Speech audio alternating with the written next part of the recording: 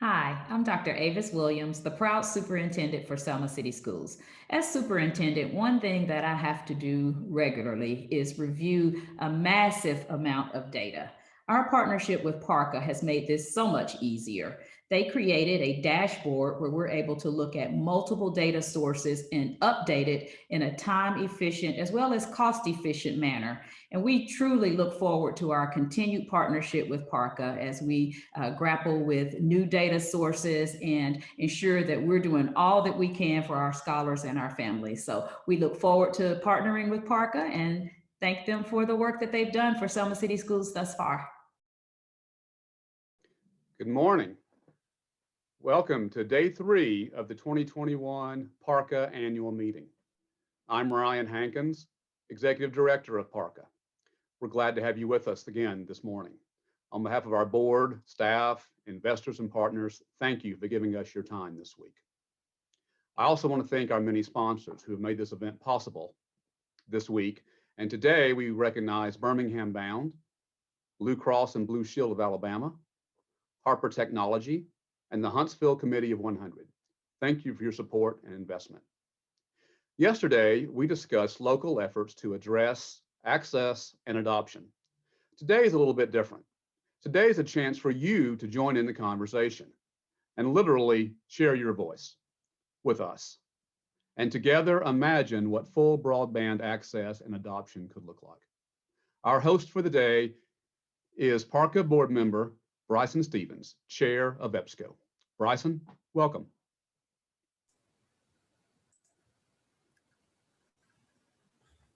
Thank you, Ryan, and thank you all for joining us today. I am proud to serve on the PARCA board, and I appreciate PARCA's research in public education and program evaluation. Assessing the impact of our public and philanthropic dollars is a vital part of PARCA's mission.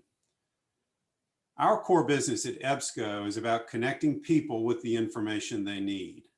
The sheer amount of information available today and our hunger for quality information is expanding at an exponential rate.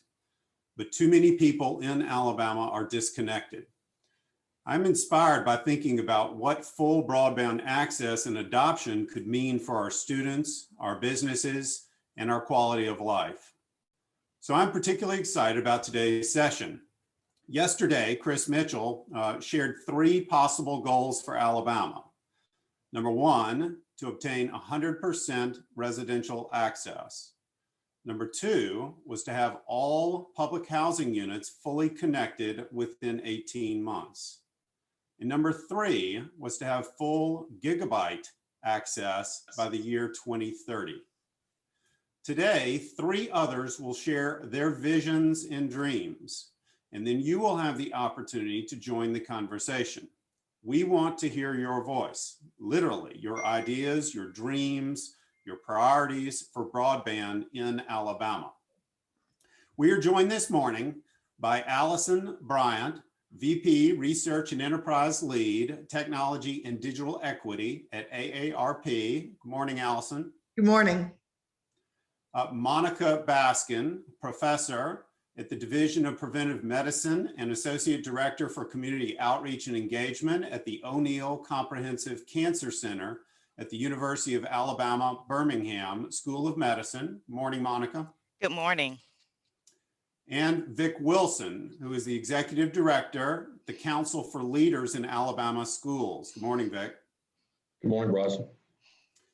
And today we will be guided in this discussion by Chandra Scott, who is the new Executive Director for Alabama Possible. Good morning, Chandra, and take it away. Good morning. And Bryson, thank you so much for setting us up for an exciting day. I am so honored to be able to lead the discussion with these 3 panelists who are just fantastic in their fields. And first, I want to pause and say thank you to Ryan and the entire team of PARCA. This has been an amazing week for this broadband conference, and it's so much needed at this time in history. And so we just thank you for being a leader in our state and helping us to come together to have this discussion.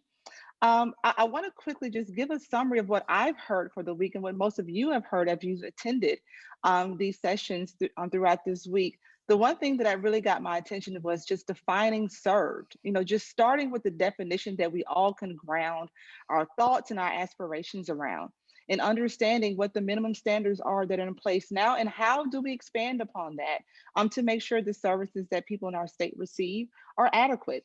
ADECA really got my attention around the mapping and how right now the broadband mapping is used through census tract data, and how it really is not capturing some of what I would call desert zones for broadband access, and how they're shifting how they map broadband usage and access by going to an address level. And for what I understand, this is really really they're being leaders in this work, and so I'm proud that our state has really been exemplar on how to really accurately address and assess broadband in our state. And then, of course, many of us know the importance of the public-private partnership in any creation and any strategy, and broadband is no different.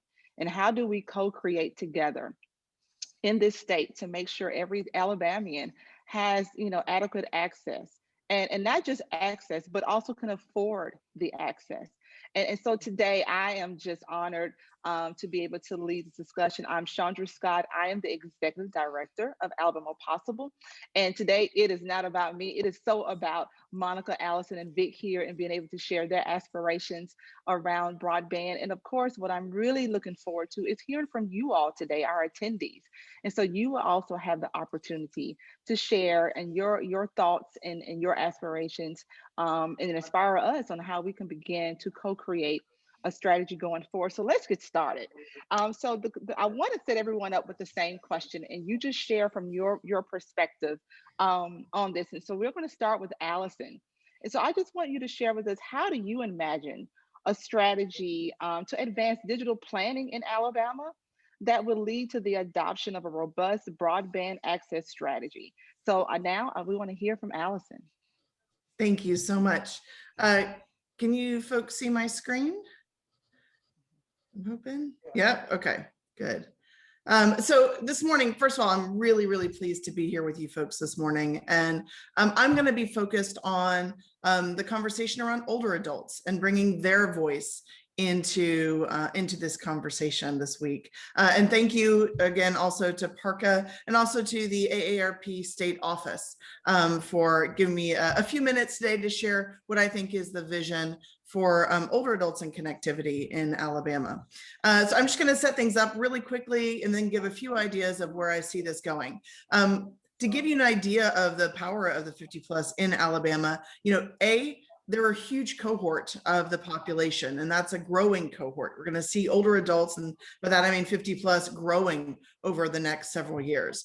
And they are disproportionately providing for jobs, wages, and salaries in the state of Alabama, right? So there's a real strong economic argument for making sure that older adults are connected. Right now, they're accounting for about 57 cents on the dollar for every dollar spent in Alabama, and that's going to be growing as well. So again, economic power of older adults increasing. And when we think about the workforce, right now they're about a third of the workforce, or they will be about a third of the workforce by 2030. And if you look at the various sectors, and especially those where they're over-indexing, like in retail or healthcare, those are all things where broadband connectivity and access to the internet and digital literacy are going to be critical components of success in these sectors moving forward for the workforce. And then finally, just to kind of set the stage a little bit, these are two different views of how you can think about broadband access. And this is specifically looking at older adults in Alabama. So on the left-hand side, you have, so what does broadband access look like? This is all from census data that my team just ran.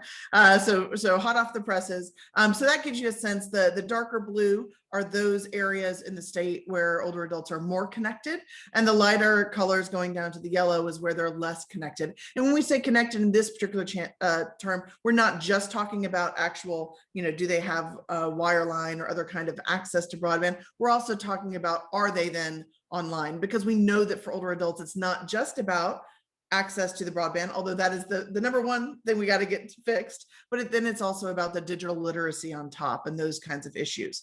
And then on the right-hand side, I think this is a really telling graphic, because what you see is this is looking at the difference between older adults and younger adults, or those under 50, when it comes to broadband access. And so what's interesting is you look at, little pockets like Montgomery. You see, well, actually, if you just looked at it generally, you say, well, who has broadband access? You might say, oh, well, older adults are darker blue on that left-hand map.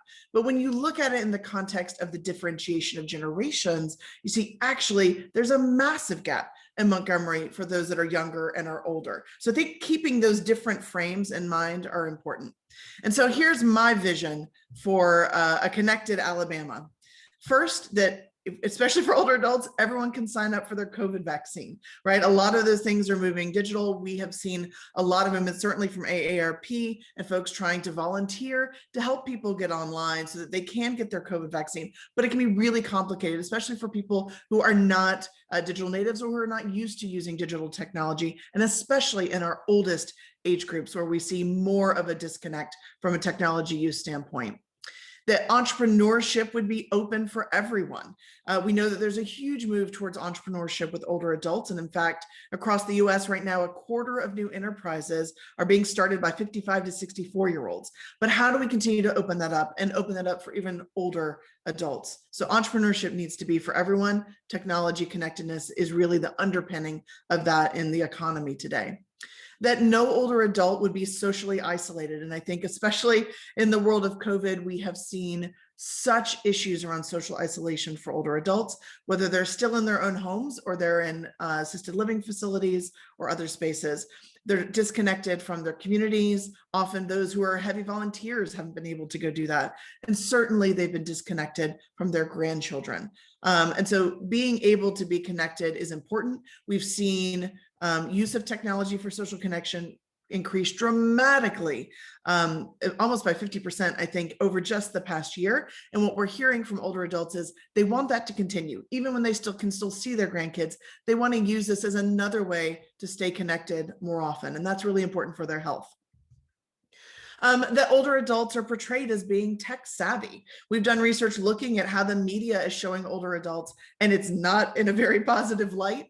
Only about 5% of images that are out there show older adults even using technology, which is definitely not the reality of the world that we live in. And when they're being shown, they're usually being shown as being helped by somebody younger. That's not the reality. We need to sort of reflect back the fact that many older adults are very digital literate.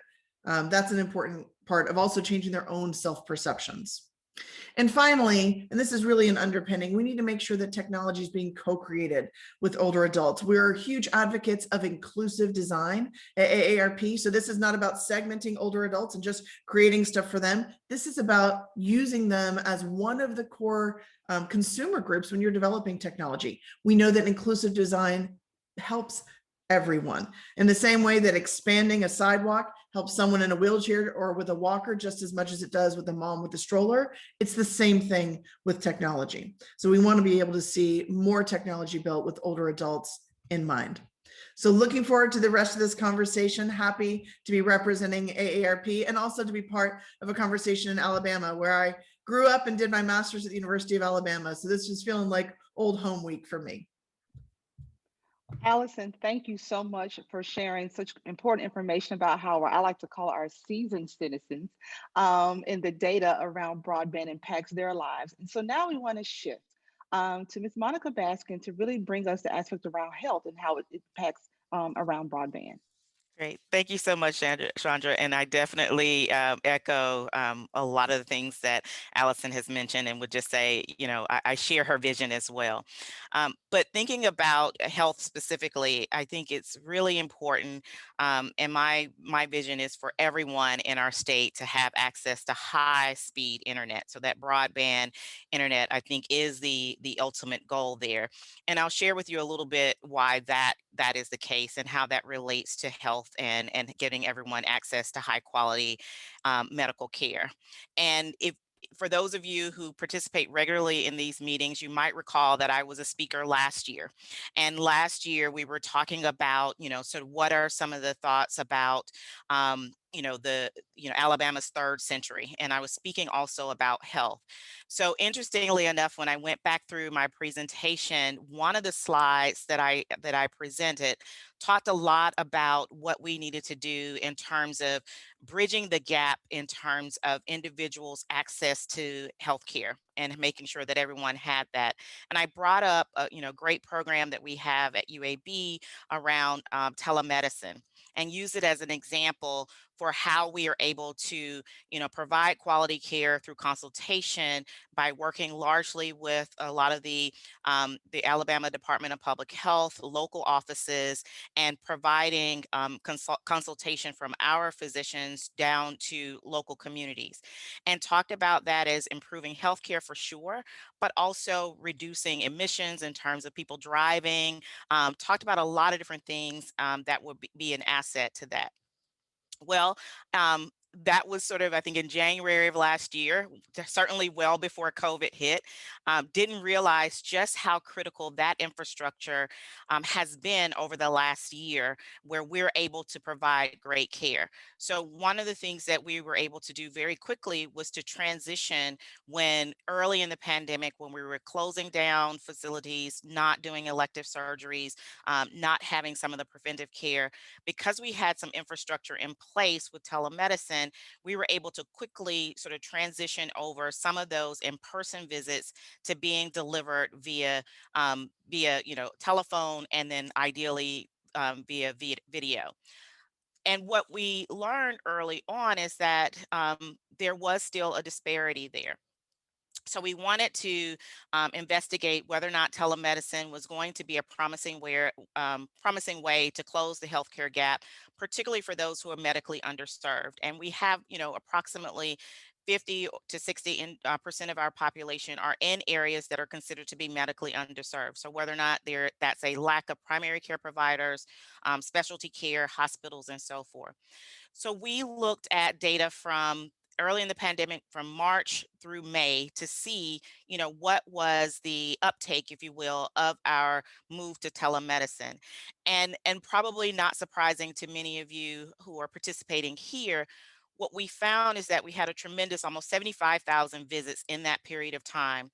And we found that of those individuals, there was a difference in terms of the uptake of that platform. And that differed by race, by age, by insurance status, and by individuals' comorbidities or other health conditions. So basically, patients who were Black, who were older, who were primarily using public insurance or self-pay, and those individuals who had several other comorbid conditions were less likely to complete the video visits, which were largely, needing to have broadband access. That's really critical. So we have the capability to get healthcare into places where we may not physically have hospitals or primary care providers and so forth, but we are extremely limited in terms of their ability to take advantage of a technology that is really helpful, meaning, having those video visits because of the lack of broadband. I'll also reiterate some things that we've already learned this week. So it's not just the physical infrastructure, the hardware that needs to be in place. Access is also making sure that the subscription costs are reasonable, that people can afford to actually subscribe to those providers when they have the opportunity. And then certainly, as Alison mentioned, that it doesn't stop there as well. We have to make sure that individuals have the basic literacy about how to use these technologies. So again, my vision is that everyone will have access to that high speed or broadband internet, because I think it will help us to try to address some of the poor health outcomes that we have within the state. Thank you. Monica, thank you so much for that. And so it's just clear that broadband, obviously we've seen the impacts it's had on education, but we don't talk about how it literally has probably saved lives when you couldn't get to medical facilities. So thank you so much for sharing information on the impacts that broadband has on the health. So now we're going to shift the conversation to Mr. Vic Wilson, who's going to really talk about how it does impact education. Thank you so much, Vic. Thank you, Chandra. Thank you. Echo the words of Monica and Alison too about the importance of broadband to all that we do. It touches every part of our state. I would be remiss if I didn't thank PARCA for the work that they do every year, just trying to bring awareness to so many important endeavors in our state. Aspirational goals for education. Location, where you live in this wonderful state, should not be an impediment to education. And unfortunately, that's what the lack of broadband access brings to the table. I grew up in Winston County, Arley, went to Meek High School. My wife grew up in Wilcox County. If you go back to Alison's map, our two home counties are those counties that have less broadband and access. Those students in those schools should be given the same opportunity for the students where I was principal in Homewood and Mountain Brook. It's something that we can't have those gaps and expect to move all of our state forward. So we're doing things that we can to close those gaps. We are 12 days removed from the 1-year anniversary of everyone getting that message, go home, we got this issue we're going to deal with, we'll be back in maybe a couple of weeks. You know, a lot of kids left thinking, oh, we're going to get an extra week of spring break.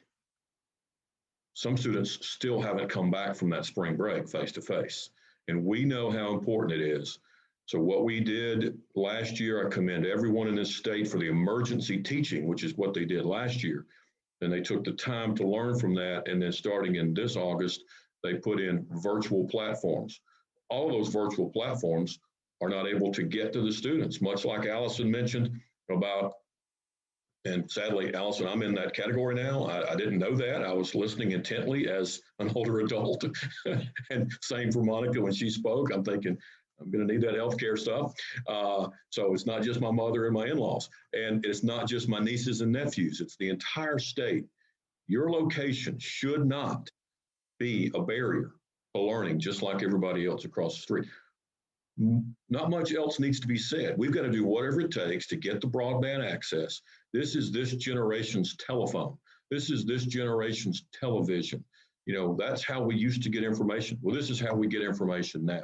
And if there's a gap involved, our kids in local and in some places shouldn't have to go to the McDonald's to get the Wi-Fi. Some of our systems, many of our systems, right here in Montgomery where I live, Montgomery Public Schools did a fabulous job. My wife's a first grade teacher, and they would take buses and put them out in areas that had Wi-Fi on them. So we did all of those things to get that access to other parts of the state. But as you know, some of our this is in an urban area in Montgomery, in a big city, and yet you go to some places, there's a lot of rural roads, a lot of distance between schools, a lot of distance between homes. So broadband access is critical if we're going to continue the educational journey for our students. What we're going to see, we're going to be giving assessments. We're going to find out what the learning gap looks like between those. We're going to have so much data to disaggregate. We're going to get to see where students were able to come to school versus where they weren't. Were there differences in socioeconomic status, diversity, everything. We're going to get to look at all of that. And we're going to see some things that are going to fall out, much like what Alison's map showed, that many of the places that don't have broadband access, all three of us are speaking to that. It's going to be Monica dealing with healthcare. It's going to be Alison dealing with AARP, and it's going to be Vic and Ryan and everybody involved in education, AEA, SSA, AASB, trying to figure out how we close those gaps. So those are things that we must have so that a student should be able to get the same thing. When we come back face-to-face full-time, it doesn't go away. That's the other thing. Virtual school is going to continue to be there and be a need for some of our students and some of our learners for various reasons. And it may be a proactive reason. We may have a child that wants to do some equestrian event, and I need to be doing some virtual school in that. Or we may have a child that has an illness, or we may have a child that has an exceptionality. They need to be given that opportunity to learn without a break in service, and where they live should not be the limiting factor on that. So I'm very excited. When Ryan asked me to talk about what my vision was, he had to tell me to be quiet. I just kept going on and on and on and on about that, and making sure that those kids that live in underserved areas with broadband are given the same opportunities. That's all we can ask for. We can give them those opportunities. And then what we do with those opportunities in those areas really falls on the leadership and the parents and everybody involved. When you send packets home to children because they don't have access, that furthers the disconnect. They're not in front of the wonderful teachers who are engaging them, and they're not even in front of them like this. For us, those of us who are on here today, this is the best way we can do this wonderful PARCA event. Otherwise, we would be at one event, learning together, seeing each other, networking, figuring out how to do that. Well, our kids need that same thing. But when we have to use this type of activity, there shouldn't be a barrier simply based on location. So broadband access, critical, critical, critical, critical. I think it's like location, location, location. And that's the key right there. So Chandra, I'll turn it back over to you. And Well, listen, I don't know about everyone else who's listening, but I have taken so many notes. And I want to thank Monica, Alison, and Vic for sharing your great aspirations around broadband and how it impacts just so many various places in our lives that we don't even think about and maybe take for granted, to be honest. I love how you said that, students thought they were only going to get a 1-week extension on their spring break, and we usually have had a year-long spring break, probably the longest one in history. And so, but it has not been a pleasant spring break for all. And so there's so much work to be done in our state around broadband. And Fred Johnson said it great. He said, what was good enough 1 year ago never will be again when it comes to broadband access. And he's so right. And there's so much to be done, but it is not just on one person's shoulder. There's so many parties that have to be at the table in the space to really co-create a plan that really our state will be willing and ready to adopt and to move us forward to make sure we can be one of those states as an exemplar, how we made sure that every Alabamian had equitable access to broadband, to be able to have it for health, to be able to have it for social connectedness, to be able to have it for education. All of those things are important for us to thrive and survive in our state. And broadband will always play a role in that. But now we want to hear from our awesome attendees who have joined us today. And we want to give you the opportunity to share with us your thoughts or your questions. And so the way we're going to move forward into doing that, I want you to pay note to the raise hand tool that you have probably sitting at the bottom of your screen. If you would use that as a way, if you were in school, to raise your hand and someone will acknowledge you. I also ask, if you have not done so, if you will update your name. So I don't want to have to say iPad 2, you can speak. So please, if you can at least add your first name, if not your full name, to your screen name. So that way when we acknowledge you, I can acknowledge you properly. But first, I again want to thank all three of our guest panelists today. You have given us so much information to ponder over, and to really, now you've opened our eyes about how broadband really touches so many things in so many ways, and how we have to really look at this as a sense of urgency for our state, and how we all come together and to co-create a plan going forward. And so it looks like we have a raised hand already. So we're going to now call on Audrey Vaughan. I have now unmuted you, and so you could please share your thoughts.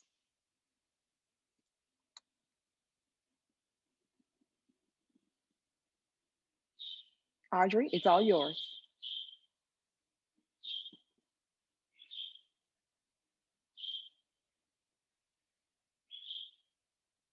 Audrey Vaughan, are you there?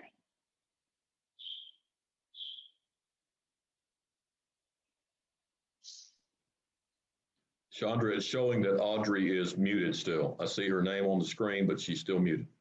All right, I'll ask her to unmute again.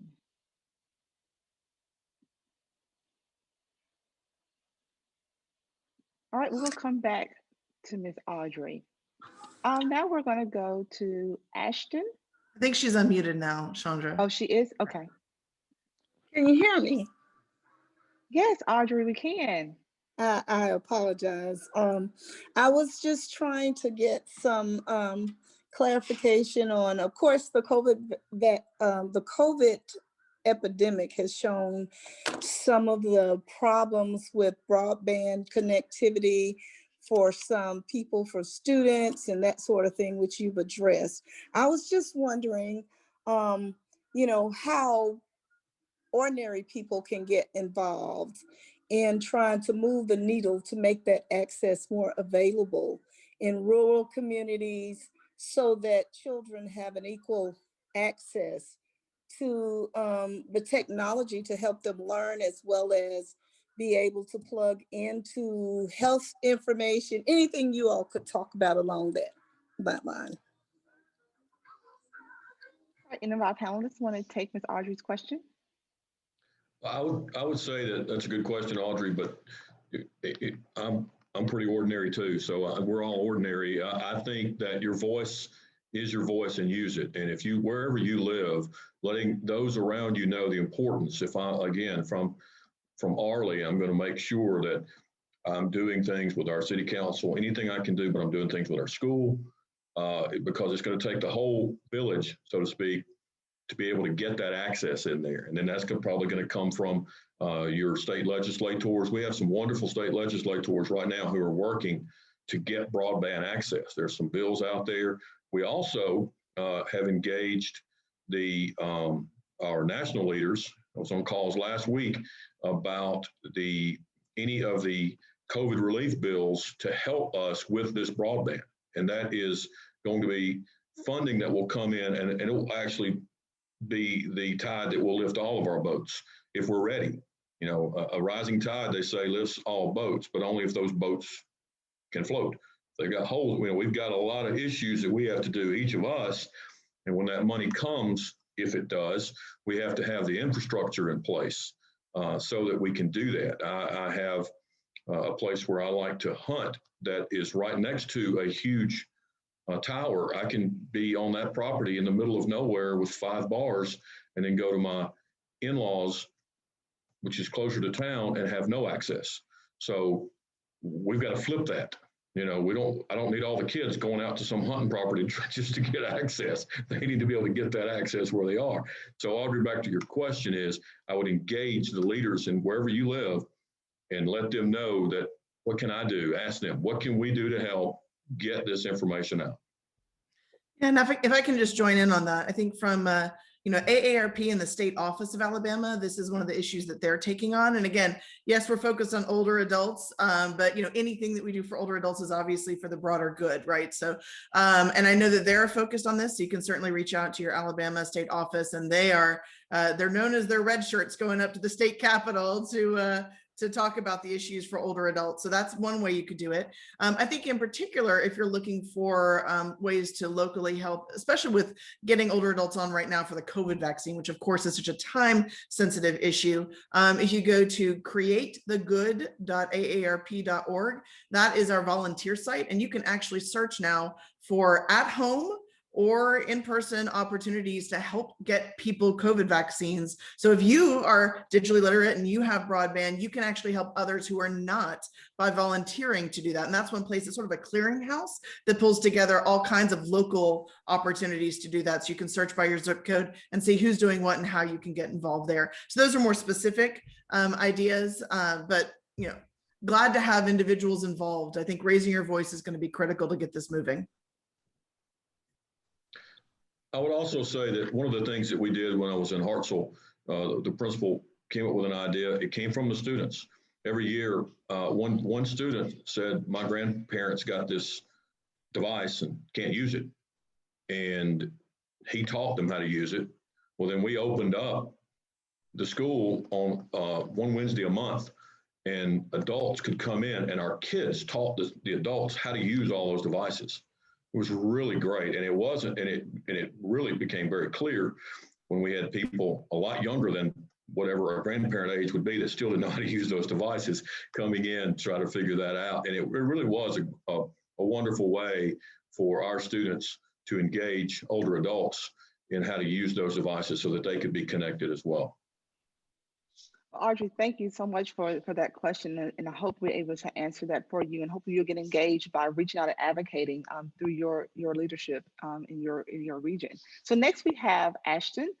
You are now able to pose your question or thought. Thank you, Chandra. Can you hear me? Yes, we can.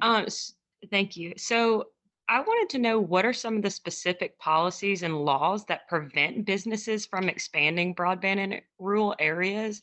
I was doing a little research and I saw that some local service providers in rural areas, and they talked about it a little bit yesterday, were denied grant funding, basically because of maybe corporate things, like other corporations, like larger corporations.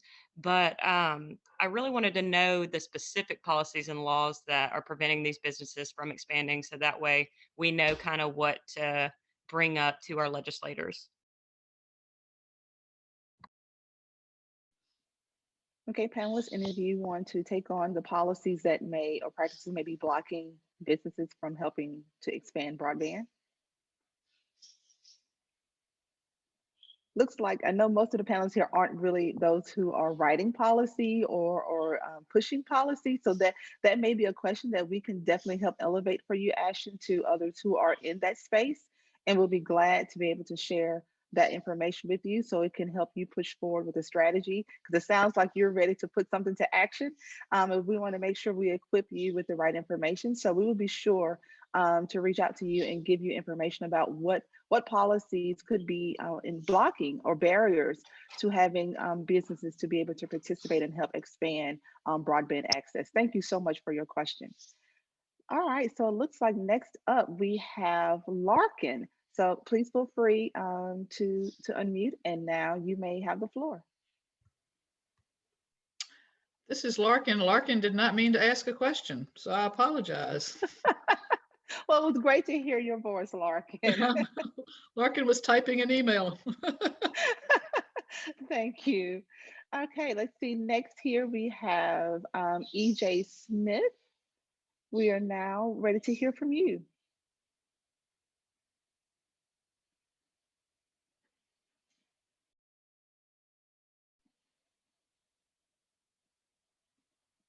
EJ Smith, are you ready to speak? All right, maybe EJ got distracted. We know how that goes. EJ actually may have put his question over in Hoover, Chandra. Okay, let's check there. I saw it there earlier. Yes, it is. So I will read his question out for you guys to consider. So it says, what is the holdup in getting everyone accessing broadband in Alabama? Is it legislation? Is it money? Is it political will? Or is it corporate resistance? So I'll start a little bit on that, and then maybe some of the other panelists can jump in. So one thing I wanted to note about that, and this sort of also builds on what Monica mentioned earlier, is that I see this as sort of 4 different layers of the issue with regard to getting people to access and using it. So I think there's the broadband, the infrastructure access issues. That's sort of the underpinning, right? We don't have that, we can't really get anywhere. Then the second thing we have is the subscription issue, which Monica also mentioned. And there are opportunities for, subscriptions and other kind of models. And I do know that because we do work with a lot of the large telecom companies, they have been looking at other models for subscription or other kinds of services, but that's the second layer. So it has to be affordable, basically, right? So that's the second piece. The third piece is really around the technology itself, meaning it needs to be both cost effective. I mean, you have to afford the technology, right? And smartphones, or tablets or computers, whatever you're using to connect, are not inexpensive, and they only have so much of a shelf life. So that's the second piece, and I think our third piece. I think with that, you also have, and this is something we're working with technology companies around. You have user experience issues, right? So you need to have interface design that's very simple and that people can really use. And I'd say that's both for the technology itself, but also people who are developing, websites and other things that people need to use. And the last is going to be the digital literacy component, which we've sort of heard a couple of different times. And I think one of the things that we found is that basic digital literacy around how to use different technologies or how to use Zoom is important. But what we've actually found is that for most consumers, older adults and others, it really helps for it to be contextualized for them when they're learning about it, right? So technology in the case of health, or telehealth, or technology in the case of education and learning, because there are nuances there. It also helps with adoption of those things. I always use the example of my mom. This is a while back, was not really online. She was a teacher in Alabama in the Tuscaloosa County schools, and she hadn't been an early adopter of technology. And then I got her onto Family Tree Maker and genealogy. And oh my gosh, she learned it so quick, and PowerPoint, and she could break that system by, finding hundreds of ancestors. But that's how she sort of got online. It was something that was contextualized and of interest to her. So I think that kind of training is important. We've actually just affiliated with the Older Adult Technology Services, which is a national organization that is focused on digital literacy in the context of having a more fulfilling life, right? It could be for yoga or Zooming with your grandkids or connecting with your doctor. So if, to me, those 4 issues have to be addressed, and that's also the case when we start talking about policy and legislation, right? Yes, we have to get the infrastructure, but we also have to think more broadly than that if we're going to really solve these problems. Yeah, and I think my answer to EJ's question is it's all of the above. So to use Vic's analogy in terms of, rising all of those boats, but if they can't float, if we've got holes in them, then that's where we're going to have a problem. So I think these other things that Alison has laid out and that we've already talked about are some of the holes that we need to fix, so that we can get access to everyone. I concur with what both Alison and Monica have said. Well, thank you so much for answering EJ's question. And I wanted to be sure to elevate to Ashton that you have a person from ADECA. Maureen has reached out to you to help you answer your question. She gave an awesome presentation. So she is definitely the right point of contact to help you discuss what policies are blocking businesses from being able to participate in helping us co-create this strategy in our state. It looks like, is Audrey Vaughan up again, or is this for another question?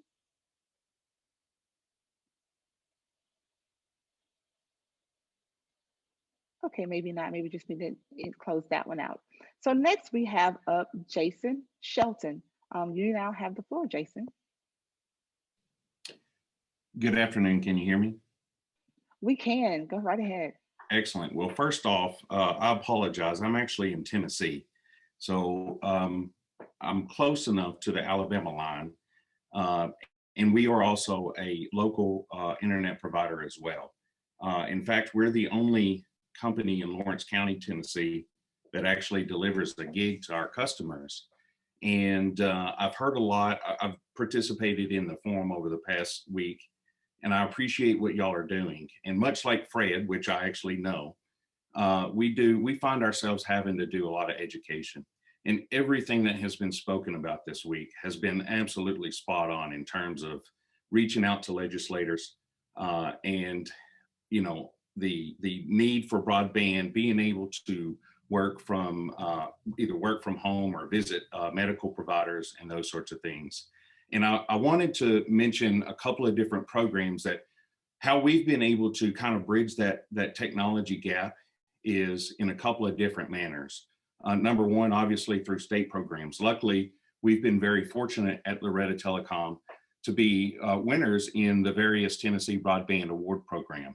But I also have experience in the New York State Broadband Program, which, if any of y'all are familiar with it, it was actually a $500 million state program to, again, bridge the gap. For the most part, it was very successful. So I wanted to be able to offer that as a suggestion, is to continue to work with state legislators to push for a potential state program. And then the second way that we've been very successful is, again, working with public and private partnerships. There's nobody that really knows the need of your community than those that are locally within that community. And frankly, even a state program, they don't have the time to be able to get granular into certain specific areas that the locals know about their areas and where broadband specifically is needed.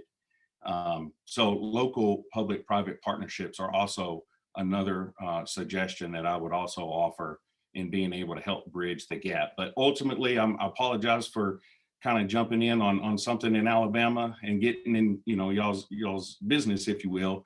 But I again appreciate, because ultimately we as a local provider, this is where we live. They're our neighbors, they're our friends and family, et cetera. And so, you know, we look out for ways to be able to help bridge that gap, and again, ultimately just do education. So again, I appreciate you for letting me be able to offer those. Jason, we thank you for participating and for elevating your voice today. And listen, we're all neighboring states and we have so much to learn from one another. This is not, if anything, of competition. When one win, we all win, because we can be cross-learning and cross-sharing and co-creating to make sure all states, not just Alabama, deals with this lack of access and affordability around broadband. So thank you so much for attending today. Chandra, if I may say, Jason, you'll be forgiven Sure. if you'll just spend a lot of money in Florence, come down from Loretto and spend money in Florence, and we'll be okay with that, okay? All it takes is a phone call. Thank you so much, Jason. Okay, next up, we are going to hear from Mr. Robert Potts. So, Mr. Robert, you now have the floor. Well, thank you very much. I am in Florence, so I second the motion on the previous comment. It seems to me we've had an effort here and we've identified what we need to do. But then when we look at the areas that need to be served, we see that it's not commercially viable. So how do we coordinate getting the funding that may be available to do this, to ask the smaller communities to get it themselves? Sometimes I don't think practical. And I'm just wondering if the state of Alabama ought not to consider getting a broadband czar whose sole purpose of his office is to help these local communities like ours up here in the Shoals to coordinate the public-private partnerships and the federal and state funding to actually get a plan implemented for the middle mile, and then then actually the retail part, because it's a very hard thing for volunteers and others in a community to do when you're looking at multi-millions of dollars to get just 2 counties built out. Does anybody have suggestions for that, or think that that might be a viable suggestion, is to get one office in the state that would exist solely to help communities that have these gaps, which are almost all of us, to put together the plan to make it happen? Robert, thank you so much for a question. Looks like Vic wants to answer it for you. And so Vic, I ask that you try to abbreviate it. We have about 2 minutes before our session closes. I would say ask that same question tomorrow. The group that's coming in tomorrow is probably better positioned to answer that. That's going to be Governor Ivey, and that's a great question, Robert, but I think that they might be better positioned to answer that question. Thank you.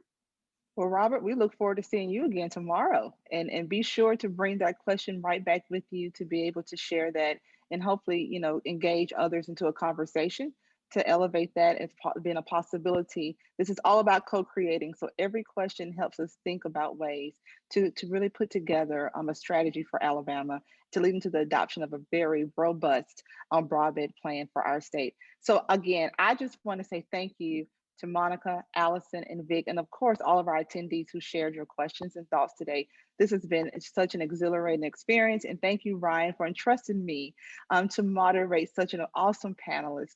And thank you. So at this time, we're going to now turn it back over to PARCA. Thank you so much for attending.